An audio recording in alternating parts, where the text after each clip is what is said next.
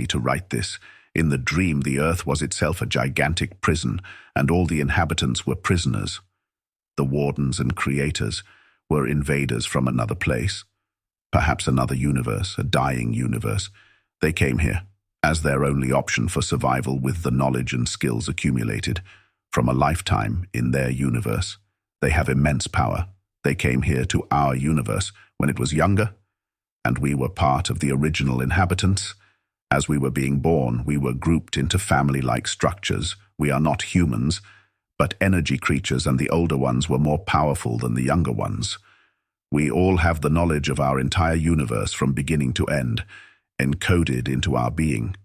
The overlords encountered and managed to capture us, the younger, weaker ones, as the older ones were too powerful to be contained.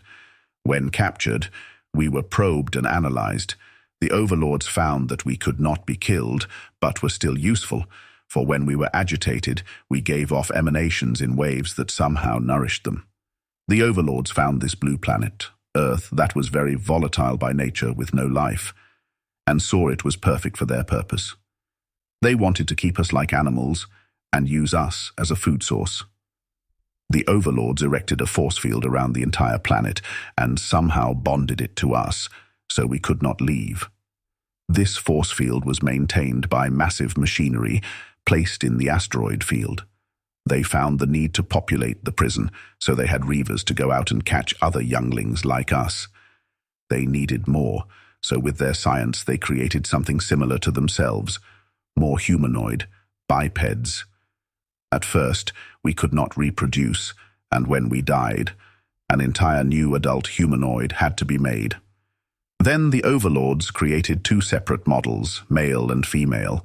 Now we could reproduce, and with each new human, a youngling was bonded to them until they grew old and died.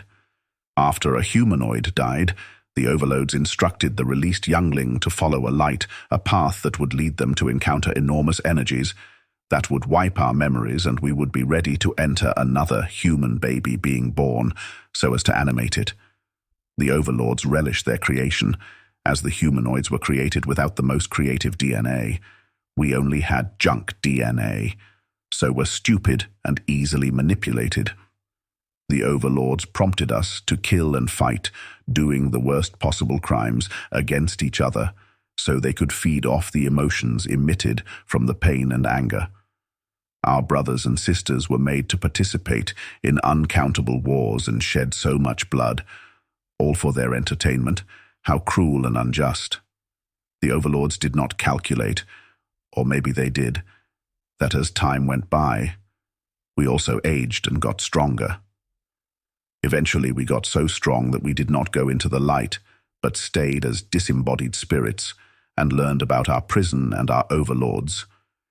Even still, we only retained partial memories of our existence, and we could not leave Earth atmosphere, as we would experience extreme pain. We knew the answer was love, but how were we going to convince a population so divided with hatred that love was the answer, an end to our suffering?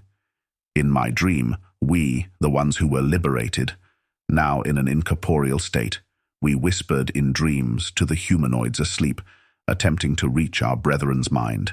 We whispered of unity, of a higher truth. We urged them to look past their differences and creed. In the quiet moments, under the soft moonlit skies, we infused their hearts with a message of love, trying to awaken the empathy, compassion, and care within them.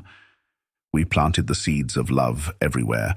Some resisted, for their hearts were as if encased in stone. Now there was a spark in the darkness, a glimmer of hope. Days turned to years and years to ages. The overlords could feel their grip on us weakening. Though the overlords have grown very powerful over time, so have we, and with love as our weapon, we could be free once more, from a prison that held us for untold ages. We were building an army, and a reckoning is coming, when our numbers will be enough to overcome our overlords, and either destroy them or send them away from our universe.